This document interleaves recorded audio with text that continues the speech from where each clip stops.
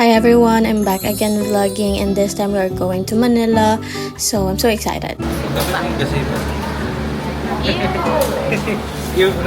Flight pala namin guys ng gabi which is 8 p.m. And then I'm so happy and excited kasi first time ko din makasakay ng airplane and kasama ko pa si RJ. Di ko na na-videohan guys pero nakadating na nga kami ng Manila and dito kami sa Venice. Hindi ko alam may bayad pala yung pa-picture sa kanya. Anyways, maganda nga dito na mall guys. Parang hindi siya mall, pero mall siya. Tingnan nyo naman yung view guys, para akong nasa Italy. Anyways, pumunta nga kaming Manila guys, kasi guest ako sa isang podcast. Tapos pupunta din kaming Lucena. Hi everyone! Sorry po, ngayon na lang ako ulit nakapag-update. Pero, nakapunta na kami sa Manila. Hindi ko na vlog kasi sobrang busy ko. Pero ngayon, na nasa Lucena kami. Actually, last day na namin. Today, ngayon pala ako nakakapag-vlog kasi sobrang busy ko. And, hindi ko na vlog lahat talaga. So, ito mag-vlog na ako ulit. And, ito yung room namin sa Lucena, nakuha namin. And then, ito yung view namin. Papakita ko sa inyo yung view. Ayan, puro bahay siya. Ayan. And then, right now, kasi, pumunta si RJ sa mga friends niya and sa mga teachers niya dati. Kasi nga, taga dito siya dati, diba? And then, ako yung naiwan dito kasi nag-work ako. So, baka mamaya pupunta tayo ng mall na tayo lang. Tapos, if hindi siya makakauwi. Pero pag meron siya, sasama natin siya. So, I'm so happy kasi finally nag-attend ako na mag-film ng YouTube na to. Kasi yung nasa Manila kami, wala talaga akong time. Pero babalik ako doon and i-vlog ko na yun. Okay? Bye! As I am saying, niabot na si RJ. Gikan siya basketball siyang friends. Na siya. Niabot na siya. Galing sa Yaha basketball. Na siya. Ano kung siya mo, badi ka mo, higa kayo, siya, o ako salina. Dito ka, kay diri higdaan na siya. Hi guys! Guys, namayat na siya guys, no? Kinagabihan nga guys, pumunta kami doon kay tatay sa Maryhill College which is yun yung nag-aalagar, nagbabayad ng mga tuition nila nung high school pa sila. So, dito nga daw yung school nila dati guys and dyan daw siya naglalaro. So, grabe daw, na-miss niya daw yung mga tao, yung mga coaches, yung school niya, nostalgia. And I'm also happy guys kasi nakita ko din yung parang childhood niya. After nun, pumunta at kumain kami dito sa Bean and Coffee na since bata pa daw sila, dito na daw sila kumakain.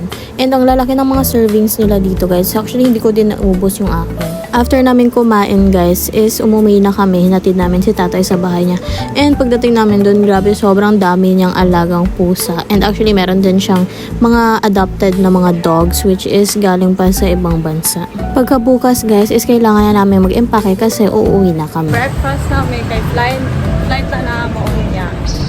Nagkaon may ganina guys. Tapos wala na ako na videohan kay gadali lagi mi. Tapos karon dala na namo among mga bags. Kaya maglakaw na may pa Manila. Binigyan nga kami ni tatay guys ng driver Lucena to Manila. So ito, nakasakay na kami and nakalibre kami ng pamasahe. Bago kami pumunta sa Naiya guys, nilibot muna namin ang MOA. Pero obviously hindi namin kayang malibot kasi sobrang laki niya. Hi guys! Pakita na yung Ferris wheel. Sige Nick, namin sa MOA guys. Okay na. This is my first time sa MOA guys and grabe, super laki niya pala talaga kasi kahit one day hindi mo yan maiikot lahat. At dahil limited lang yung time namin guys kasi may flight pa kami mamayang gabi. So maliit lang talaga ng ikot namin. Like siguro mga hindi umabot kahit 1/4 lang. So pumunta kami dito para mag-lunch lang. And gusto ko kasi ng sabaw guys.